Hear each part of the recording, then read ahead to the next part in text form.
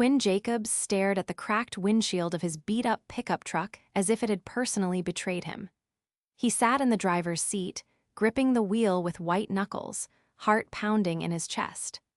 Moments ago, he'd walked out of his job at the construction firm after being told they were downsizing, and he was no longer needed.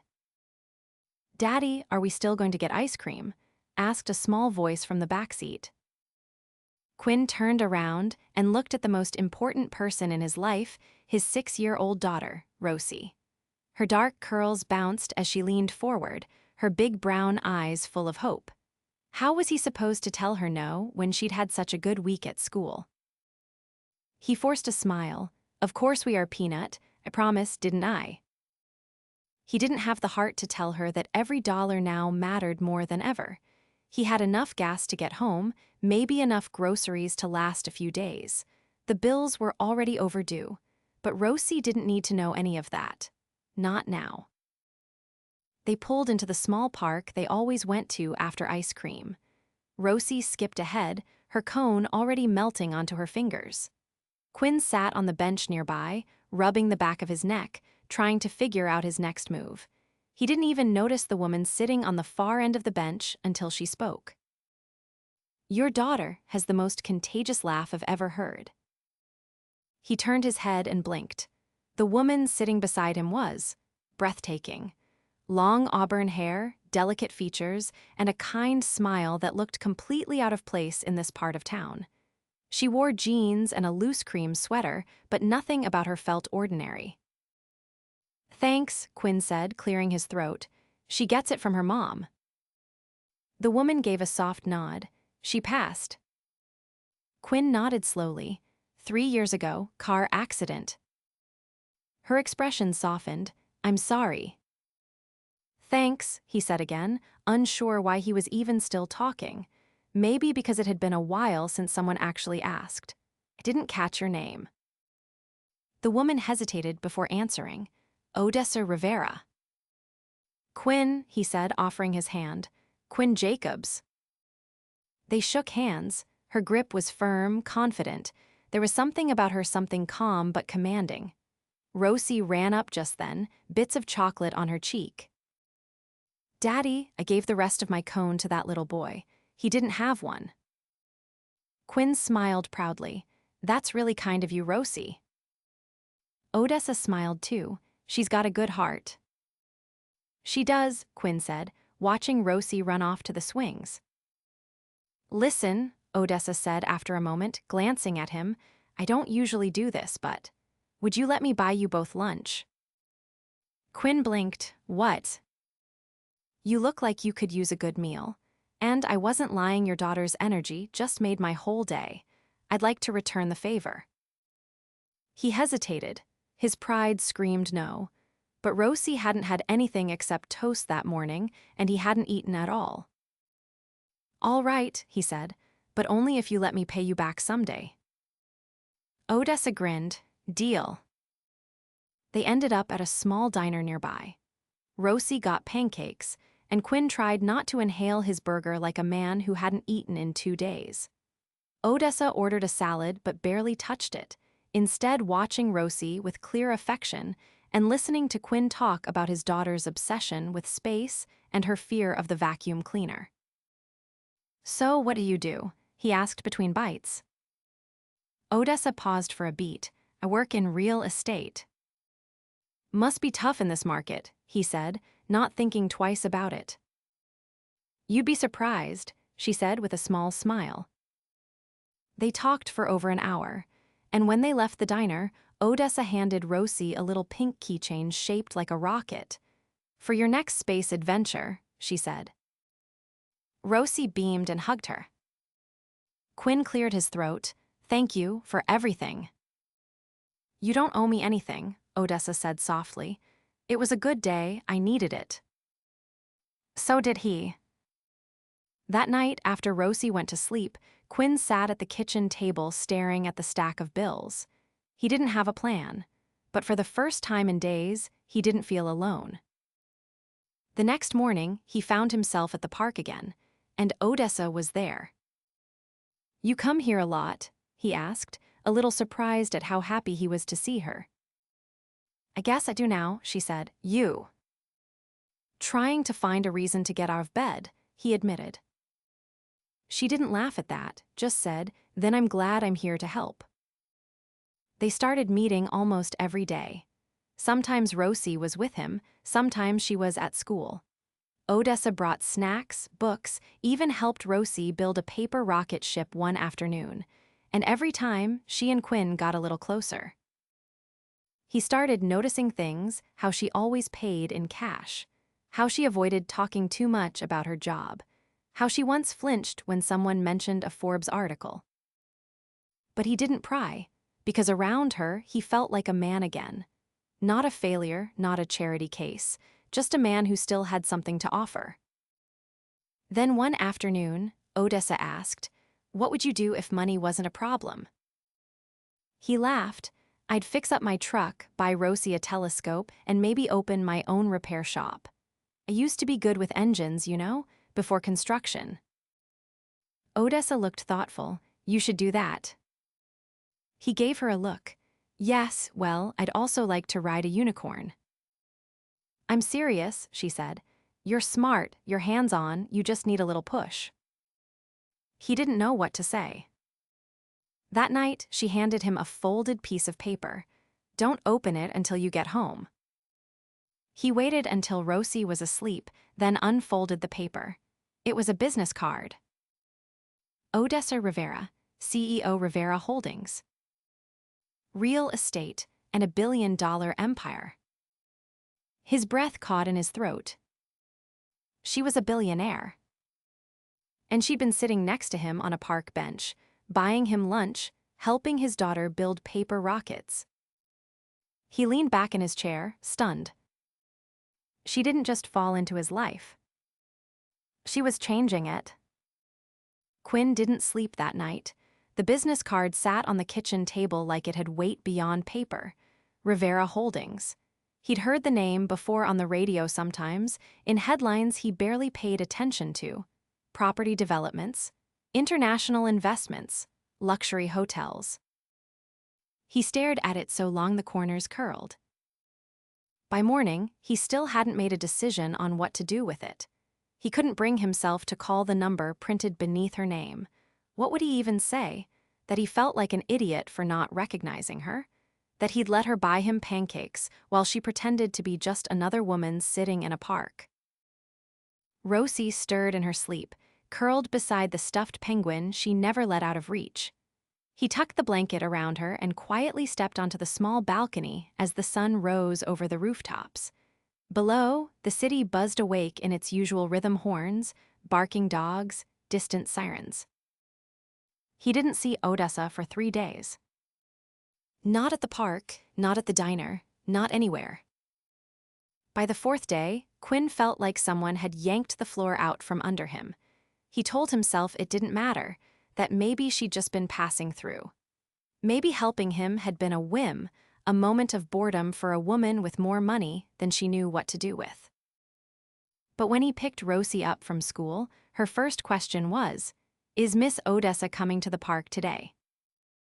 He answered honestly, "I don't know, sweetie." Rosie frowned. "She said we'd finish the rocket." That night, he did something he hadn't done in years. He dressed Rosie in her best jeans, put on a clean shirt, and took her to the Central Library. Not for books, but because he'd learned they had free internet access. He needed to know who Odessa Rivera really was. The search results hit like a punch. There were dozens of articles, photos of galas, interviews, property deals. One clipping from a high-profile charity auction showed her in a long silver gown standing beside a man in a tuxedo. The caption called him her fiancé. Quinn leaned closer. The article was dated 2 years ago. Rosie tugged on his sleeve. "Is that her?" He nodded slowly. "That's her." Was that her husband? "No," he said after a pause. "I don't think so." He didn't know what to think. All he knew was that she hadn't mentioned any of it, not the money, not the business, not the man in the photos. When they left the library, Rosie took his hand. Maybe she's just really busy. He bent down to her level. You really liked her, huh? Rosie nodded. She listened to me, most grown-ups don't. Quinn pressed a kiss to her forehead. Yeah, hey, she listened. He didn't go to the park the next day, or the next. But on Saturday morning, he found an envelope wedged in the screen door. There was no name on it, just a folded sheet of thick cream stationery. Inside was a note, handwritten in looping, careful script. I shouldn't have lied by omission. If you still want to talk, I'll be at the rooftop garden on 12th and Crestview. Noon. He almost didn't go. But at 11:45, he found himself driving across the city in a borrowed car, Rosie in the backseat with a juice box and her drawing pad. He didn't know what he was walking into, but his chest burned with questions. The rooftop garden turned out to be a lush, hidden space above a renovated bookstore. A winding path of ivy-covered trellises led to a sitting area shaded by large umbrellas. Odessa stood at the far end, wearing a navy coat and sunglasses, her arms crossed tightly. I wasn't sure you'd come, she said as he approached. He kept his voice even. I wasn't sure either. She looked over at Rosie, who had already spotted a butterfly sculpture and ran toward it. I didn't lie about who I am, Odessa said, but also didn't tell you the truth. I wanted you to see me, not the rest of it. You mean the billion-dollar empire part? She winced, that part. He crossed his arms. You could have mentioned it, when you offered to buy me lunch, or when you were helping my daughter fold construction paper. She took off the sunglasses and met his eyes. Would you have let me? Quinn didn't answer right away. He watched Rosie chase a bee across a patch of daisies. Probably not. I liked the way you talked to me, Odessa said quietly. You didn't want anything. You think I wouldn't want anything now? I don't know, she said. Do you? He stepped closer. I want to understand why a woman like you sat on a bench beside a man like me and didn't run away when he told her he lost his job. Because I know what it's like to feel like the ground's crumbling under your feet, she said, voice low. I've been there. My father built Rivera Holdings from nothing. When he died, I inherited it, and it nearly crushed me. Had to fire people who'd known me since I was a child.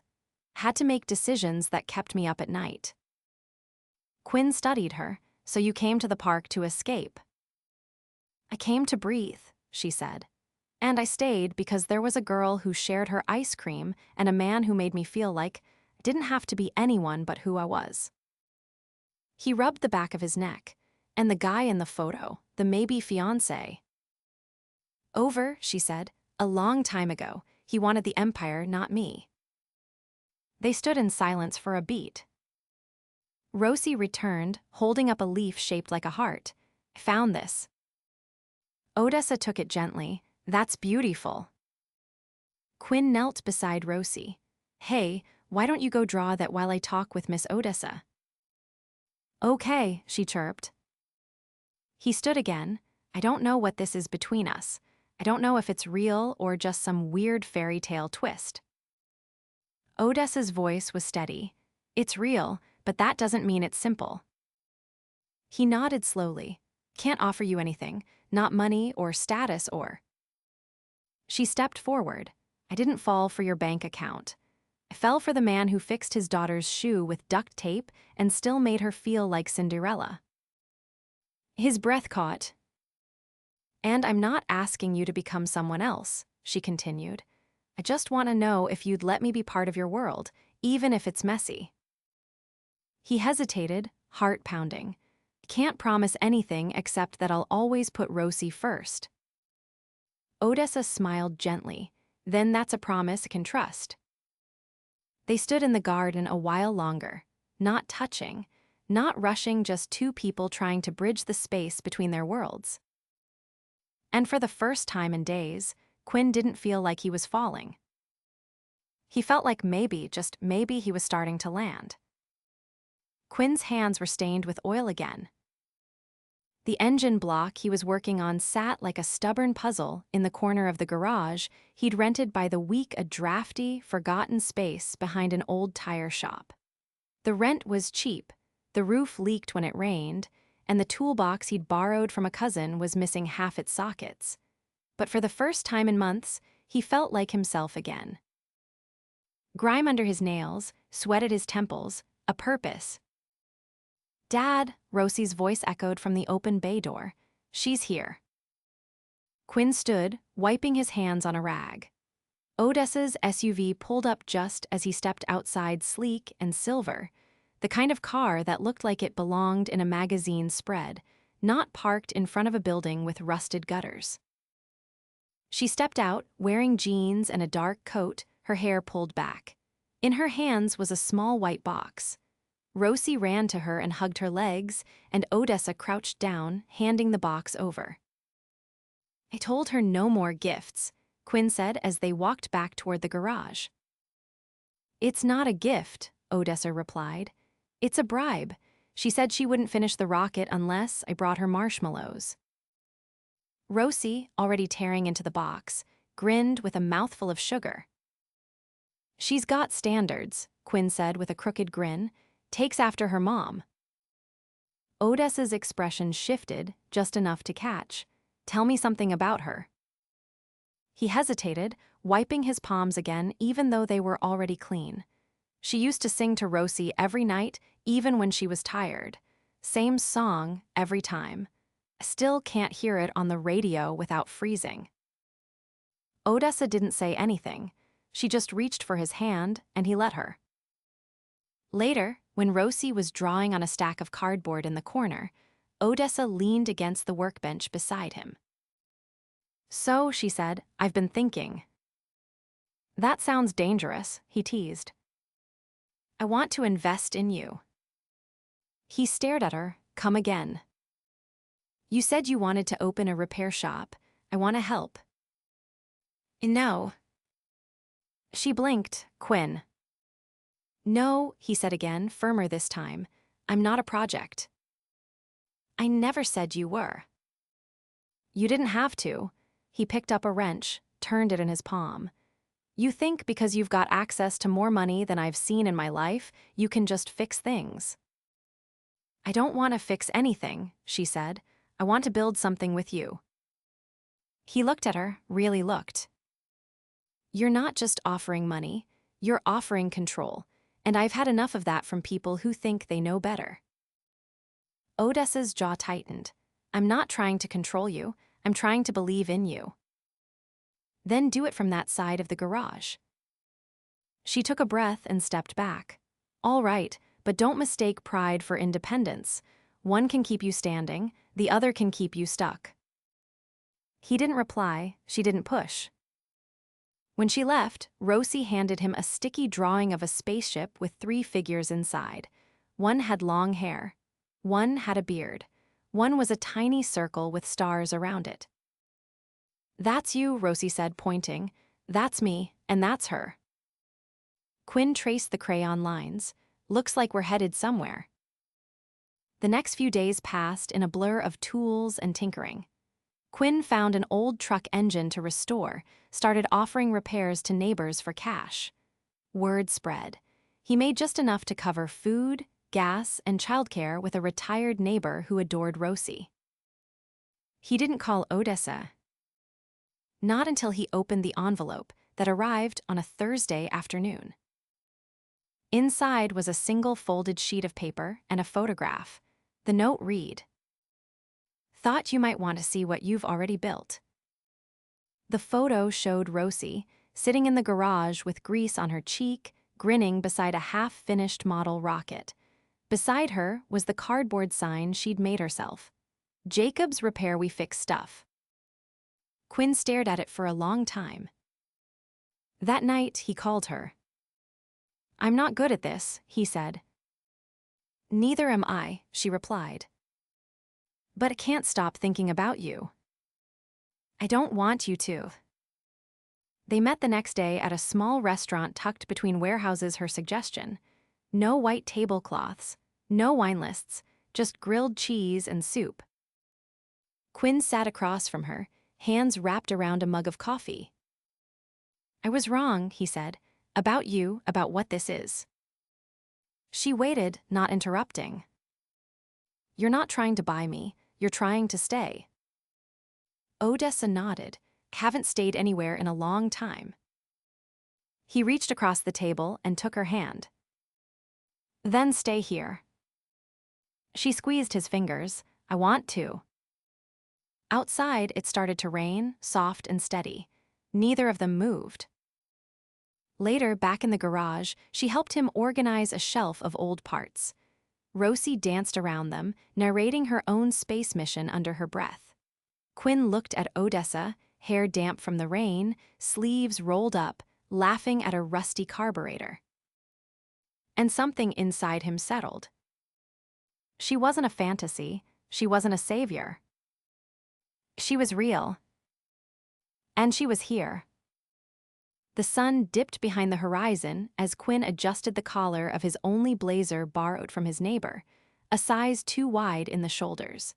His palms were dry, his shirt was pressed, and Rosie clutched his hand in her new floral dress, her curls pinned back with tiny silver clips Odessa had given her that morning. "Do you think they'll have cookies?" Rosie whispered as they walked toward the towering event hall, its glass doors reflecting strings of hanging lights and the shimmer of chandeliers inside. "I think they'll have more cookies than we've ever seen in our lives," Quinn said, glancing down at her as they crossed the marble floor. "And remember napkins. We don't wipe frosting on dresses, okay?" She nodded solemnly. "Got it." The invitation had come 2 days earlier, an embossed card tucked into a small envelope with no return address, but Quinn had known immediately. Odessa's handwriting was unmistakable. It wasn't just a party, it was one of the Rivera Foundation's biggest annual galas, a benefit for children's education. He declined at first, unsure if that world had room for him, but Odessa had called minutes after the RSVP deadline.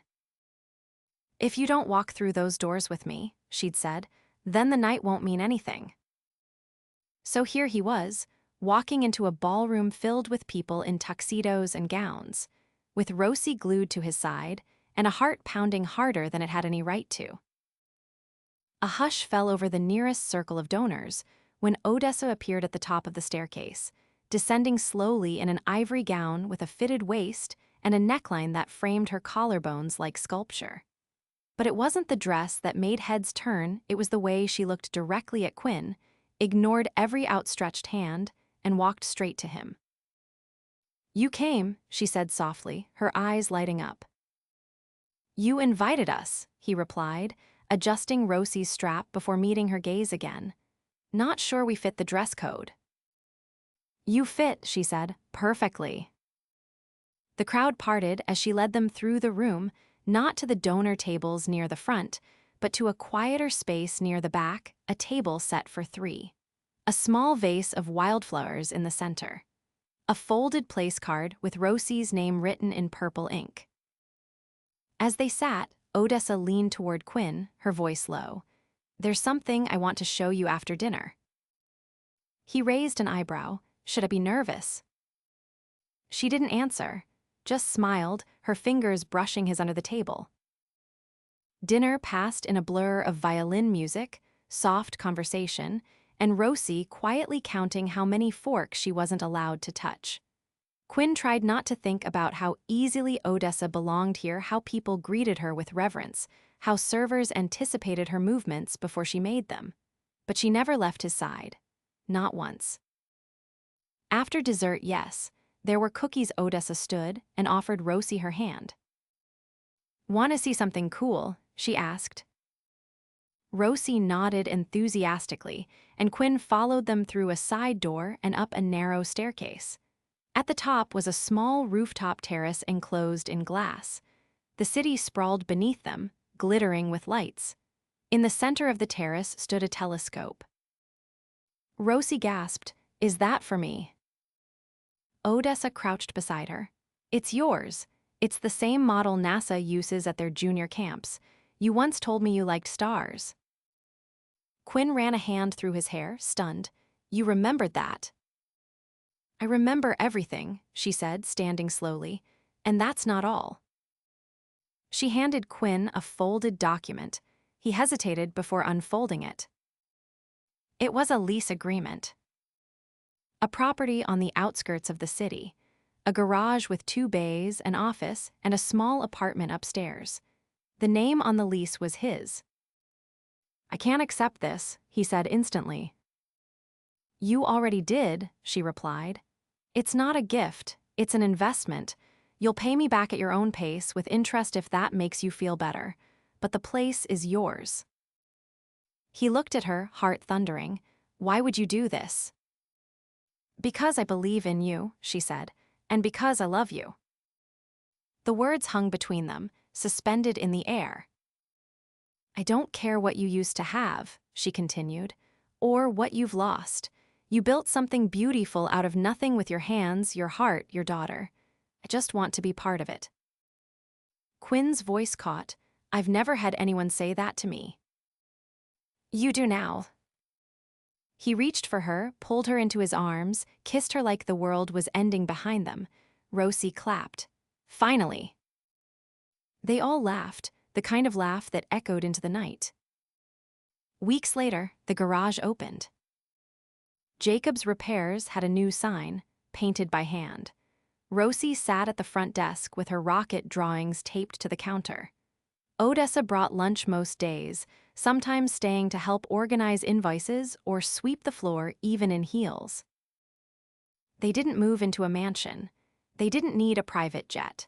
But they had dinners together, slow mornings and weekends where Rosie fell asleep under the stars through the telescope Odessa had given her. And one afternoon, as Quinn adjusted the final bolt on an engine, Odessa stepped behind him and placed something small in his hand. A ring. Simple, silver, no diamonds. Marry me, she said. He turned, stunned. Are you serious? I've never been more. He looked down at the ring, then at her, then at Rosie, who was watching them from the doorway with wide eyes and a hopeful smile. Only if it comes with matching coveralls, he said. Odessa laughed. Deal. They married in the backyard of the garage that spring. Not in front of cameras or flashing lights, but surrounded by neighbors, friends, Rosie's classmates, and a few grease-stained mechanics who swore they'd never seen a bride look more radiant. Quinn kissed her under strings of paper stars. And for the first time in a long, long time, he wasn't afraid of falling. He'd already landed. Right into the arms of the woman who turned his world upside down one park bench at a time. The morning sun filtered through the curtains of the apartment above the new garage, casting a golden haze over the hardwood floor. Odessa sat on the window bench, barefoot, a worn flannel shirt of Quinn's draped around her shoulders, and a mug of tea in her hands. Outside, she could hear the soft hum of activity tools clinking, a car idling, Rosie's voice rising in delight as she played hopscotch with the neighbor's grandkids in the courtyard. Quinn walked in from the shower, his hair damp, a towel slung over his shoulder. Are you just going to sit there all morning looking like you stepped out of a painting? She smiled without turning. I like watching the world from here. It feels different up here. Quieter, like I can breathe. You're the only person, I know, who finds peace above a garage. I never found it in penthouses.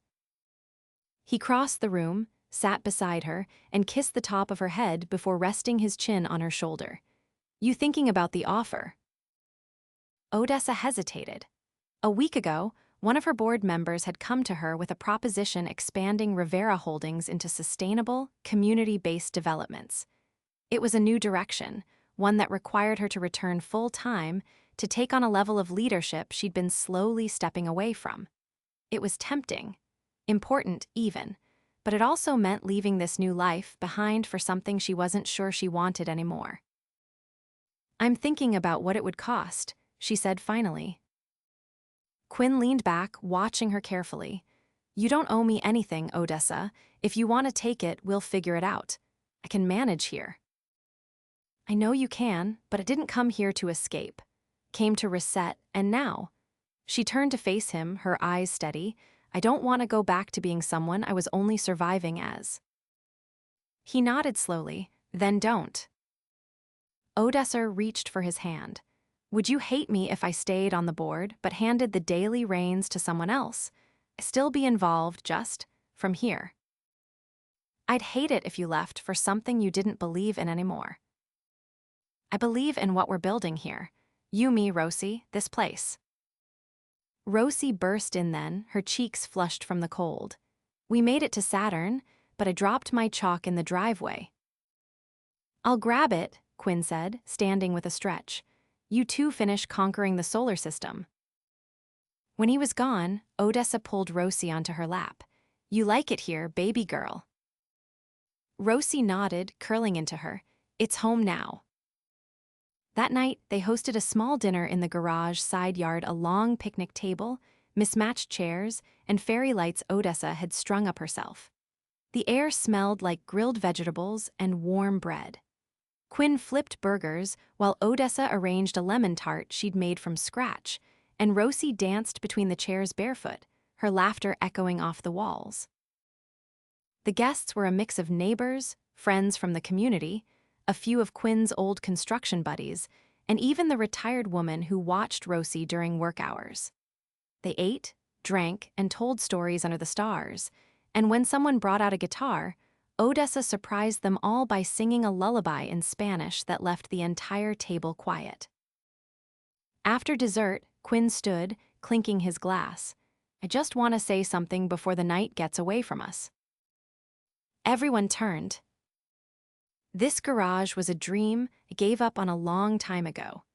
And then a woman sat beside me on a park bench and didn't look away when I said I was lost. Odessa's eyes shimmered. She didn't try to fix me, she just saw me. And somehow, she gave me back the pieces I thought I'd buried. I don't know how I got lucky enough to end up with both her and this life, but I know I'm not letting go of either. A few people clapped, Rosie whooped. Later, when the guests had gone and the yard was quiet again, Odessa and Quinn stood under the lights, arms wrapped around each other. Rosie had fallen asleep in one of the guests' laps, now curled up inside on the couch with a blanket over her. I still can't believe you asked me to marry you first, Quinn said with a grin. And I still can't believe you made me wait nearly an entire 30 seconds before saying yes. He kissed her forehead. You've got a whole new life now. Do you ever miss the old one? She leaned into him. No, because the only thing I ever really wanted was something real. This is real. Messy, loud, sometimes sticky from Rosie's juice boxes, but real. Quinn pulled her close, his voice low. You're my home now. I like the sound of that, she whispered. And they stayed like that, holding each other beneath the soft glow of their new world. Years later, the garage had grown. They'd added another bay, a proper office, and a break room that doubled as Rosie's homework station. Customers came from across the city, not just for repairs, but because they'd heard about the place where kindness and skill went hand in hand. Odessa eventually launched a foundation supporting single parents starting small businesses funded quietly, never publicized. She declined the expansion board seat, choosing instead to consult on projects that aligned with her new values. She still wore heels sometimes, but now she kept sneakers in the trunk of her car. Rosie grew tall and smart and fierce, inheriting Odessa's poise and Quinn's stubborn determination. On her 12th birthday, Quinn gifted her a telescope of her own. That night, they all climbed onto the garage roof, wrapped in blankets, and pointed it at the stars. Where are we going next? Rosie asked. Odessa smiled at Quinn before answering, wherever we want. And for the rest of their days, they went forward together. Not chasing a fantasy, but building a love more powerful than either had ever imagined. A love that never needed saving. Because it had already saved them.